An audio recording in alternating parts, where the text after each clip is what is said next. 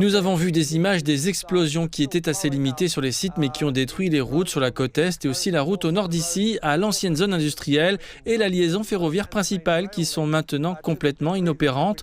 Selon le chef d'état-major interarmé, ces routes avaient été coupées du côté de la RPDC depuis le mois d'août lorsque les lumières sur les routes se sont éteintes.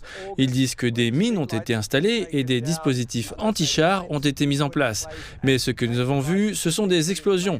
Tout cela fait partie du plan de Kim Jong-un pour déclarer officiellement la RPDC et la Corée du Sud comme deux pays distincts. La RPDC a détruit tous les monuments sur l'unification dans le Nord, tous les symboles de cette unification. La Corée du Sud considère toujours la péninsule comme un seul pays sous deux systèmes, mais plus la RPDC. En plus de tout cela, ce qui rend les gens vraiment tendus ici, c'est que Pyongyang a activé son artillerie le long de la zone démilitarisée depuis ces derniers jours.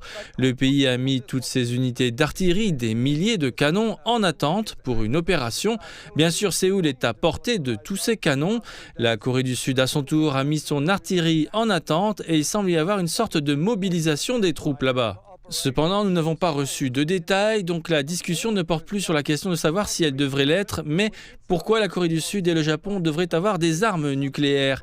Et les derniers sondages montrent qu'une grande majorité en Corée du Sud est d'accord pour dire que c'est la seule défense dont ils disposeraient pour empêcher ce que beaucoup de gens ressentent comme une sorte de conflit avec la RPDC, que ce soit une sorte d'escarmouche dans la zone démilitarisée ou quelque chose de plus grand.